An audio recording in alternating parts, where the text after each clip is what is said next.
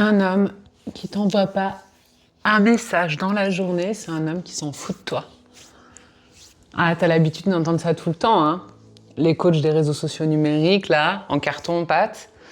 Tes potes qui sont hyper malheureux dans leur mariage, mais qui pensent quand même qu'ils savent mieux que toi, en fait, qui est ton mec, alors qu'ils l'ont peut-être rencontré une fois, 2 minutes dans leur vie. Toutes ces personnes qui sont constamment là, à poser des jugements à l'emporte-pièce, qui flinguent, en fait, les relations amoureuses. Aujourd'hui, on considère que, parce qu'on a des smartphones, on doit être tout le temps disponible pour les autres. C'est-à-dire qu'on nous envoie un message, si on répond pas dans la minute, on s'en fout, on fait du mal à l'autre, on est toxique. Et moi, je vais te dire une chose, c'est vraiment une propagande qui marche pas sur moi. Ça marche pas au boulot et ça marche encore moins dans mes relations perso. Pourquoi ? Parce que j'ai une vie en fait. Donc je suis occupée. Et j'ai envie de répondre aux gens quand je suis vraiment disponible pour eux. Pas à l'arrache, entre deux trucs à faire. Pas depuis les toilettes, tu vois, comme il y a plein de gens qui font. Voilà, parce que moi, je respecte les personnes qui sont en relation avec moi. Et donc, quand on m'envoie un message, j'ai pas envie de répondre entre deux portes. Et j'ai pas envie de devoir répondre entre deux portes. Je t'écris quand je suis disponible. J'ai envie qu'on me foute un peu la paix. Parce que j'ai déjà une mère toxique, j'ai pas besoin d'en avoir une autre. J'ai pas besoin que toutes mes relations, elles se comportent de cette façon-là. Et du coup, je trouve ça dingue quand je vois des injonctions constantes. Ah oui, il faut répondre. S'il répond pas, il s'en fout, etc. Parce qu'en fait, ça crée des attentes irréalistes dans la tête des femmes, mais aussi des hommes. Mais bon, moi, je m'adresse aux femmes dans mon compte. Et ces injonctions-là, on les a sous couvert de communication saine. Bien sûr, parce que tout le monde a un diplôme en psychiatrie et c'est ce que c'est être sain. Tout le monde est spécialiste de la communication et c'est ce que c'est la communication saine. Écoutez, je vais vous dire une bonne chose. Moi, j'ai une thèse de doctorat en sciences de l'information et de la communication. J'ai pas seulement ma thèse de doctorat, je suis aussi maître de conférence dans la discipline. Ça veut dire que je l'enseigne dans les meilleures universités parisiennes, dans les grandes écoles. Et pourtant, je fais pas d'injonction à la communication saine. Je considère que c'est plus intéressant de chercher une communication de qualité. Une communication de qualité, une relation de qualité. Et ça va dépendre d'une relation à l'autre. Ce qui est considéré comme sain à un endroit, dans un temps, dans un contexte donné, c'est pas considéré comme sain ailleurs, en fait, au même moment. Et c'est pas seulement une injonction à la communication saine, c'est aussi une injonction à la transparence. On doit savoir ce que l'autre fait. Et c'est pour ça qu'il faut qu'il nous réponde rapidement, parce que ça nous rassure. Parce que s'il nous répond, c'est qu'il est peut-être pas avec une autre, alors que c'est totalement faux. On peut très bien répondre rapidement et être en train de faire des dingueries, hein. Et on peut très bien ne pas répondre et se tenir à carreau. Pour moi, on est en train de construire, avec ce type de discours et d'injonctions, une génération de relations amoureuses qui est vouée à l'échec. Parce qu'à vouloir que l'autre il soit tout le temps disponible, tout le temps à nous répondre en 2 minutes, ça fait que ça crée non seulement de l'étouffement, mais aussi en fait de la lassitude. Parce que quand on est tout le temps avec l'autre, comment il peut nous manquer, comment on peut entretenir le désir ? Et ça a été construit pas seulement par les réseaux sociaux numériques, mais aussi par Hollywood, qui nous fait croire qu'un homme qui est fou amoureux, c'est un homme qui est là tout le temps, c'est un héros en fait, qui est là pour nous sauver. Donc il doit nous rassurer, il doit tout le temps nous dire ce qu'on veut entendre, etc. Spoiler alerte, tout ça c'est faux en fait. Un homme de qualité, c'est un homme qui va pas chercher à vous rassurer lui, mais qui va vous accompagner à ce que vous appreniez à vous rassurer vous-même. Et pour ça, il doit vous répondre quand il est disponible. Il doit pas faire semblant, il doit pas vous traiter comme une petite fille en détresse, comme une petite princesse.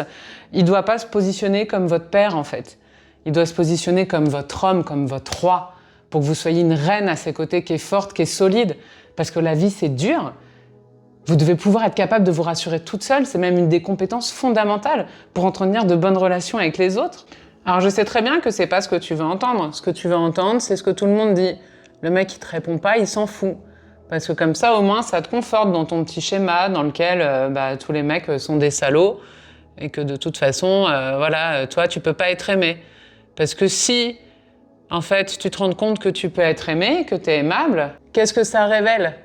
Ça révèle que toutes les personnes qui t'ont traité mal avant, bah c'était pas par rapport à toi. Et là, ça t'oblige à revoir les narrations de ton passé. Et donc, en soi, c'est une bonne chose. Mais pourquoi c'est douloureux? Pourquoi on l'accepte pas? Bah déjà parce que ça veut dire qu'on s'est trompé dans le passé. Ça veut aussi dire qu'on doit remettre en question des croyances qu'on a qui sont ancrées. Alors que nos croyances, comme dirait Charles Sanders Peirce, elles sont là pour nous offrir un état de calme, un état finalement de bien-être. Et donc devoir challenger ces croyances, ça peut être douloureux. Parce que si on se trompe sur ça, sur quoi d'autre on se trompe en fait. Donc moi, ce que je propose dans mes coachings, avec des femmes qui ont ce type de problème, peur de l'abandon, peur du rejet, peur de la trahison, dépendance affective, ce que je leur apporte en fait, c'est d'apprendre à se rassurer toute seule. C'est d'apprendre à s'aimer sans avoir besoin de validation extérieure.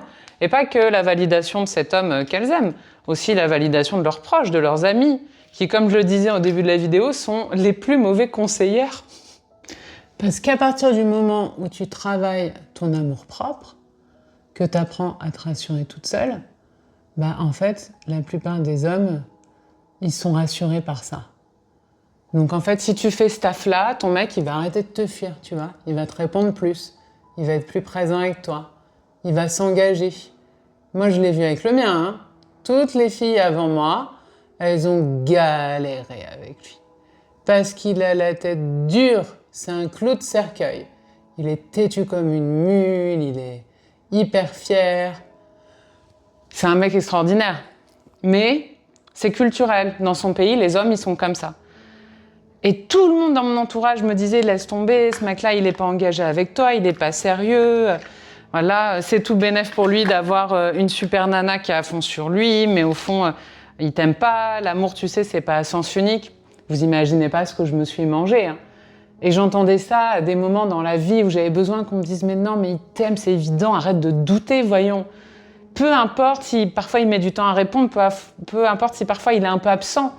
Il t'aime quand même, ça n'a rien à voir avec tout ça. Et pourquoi, finalement, je suis dans la gratitude que mes amis n'aient pas su me réconforter à ce moment-là? Parce qu'ils m'auraient entretenue dans ma dépendance affective.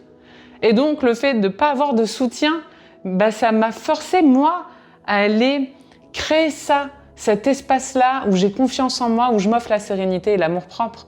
Et ça a transformé ma vie. Ça a transformé ma relation avec moi-même, ça a transformé ma relation avec mes amis, et ça a transformé surtout la relation avec l'homme que j'aime. C'est lequel le meilleur rouge à lèvres? Je pense, avec ce que je porte aujourd'hui, peut-être plutôt le rouge, non? Bon, on verra. De toute façon... Ah, je sais pas, peut-être le marron, non? Très bon, il fait pas très beau, le marron, ça va bien passer. Allez, on va partir là-dessus. Qu'est-ce que t'en penses? J'aime bien.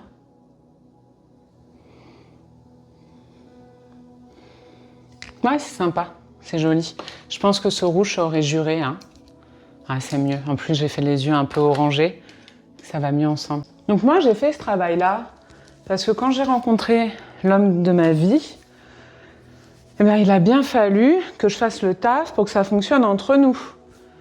Parce que lui, le taf, il l'avait fait déjà. Lui, il n'avait pas besoin de moi pour le rassurer et tout. Il était hyper confiant dans la relation. Et ça, très vite. Alors que moi, j'étais flippée, totalement flippée.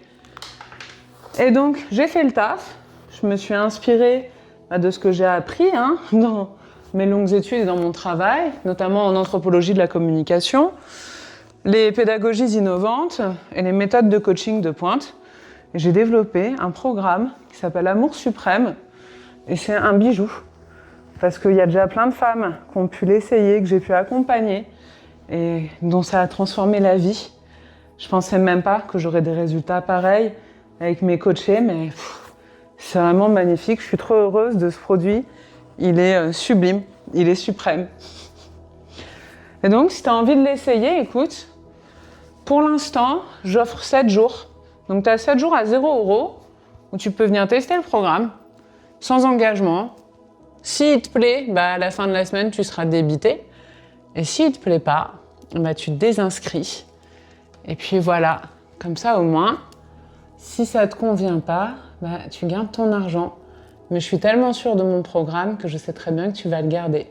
Parce que ça fait un moment maintenant que j'ai cette offre. Et 90% des femmes qui prennent cette offre d'essai, elles gardent mon programme. Et quand elles ne le gardent pas, généralement, c'est parce qu'elles ont des soucis d'argent. Et ça, je peux comprendre, mais moi, j'ai aussi besoin de faire un salaire, c'est bien normal. Donc j'hésite, je suis pas sûre pour cette boucle d'oreille. Ça va pas, non? Je vais changer. Et voilà, je suis prête. Et toi? Est-ce que tu es enfin prête à vivre ta plus grande histoire d'amour, ta relation avec toi-même? Bisous suprêmes.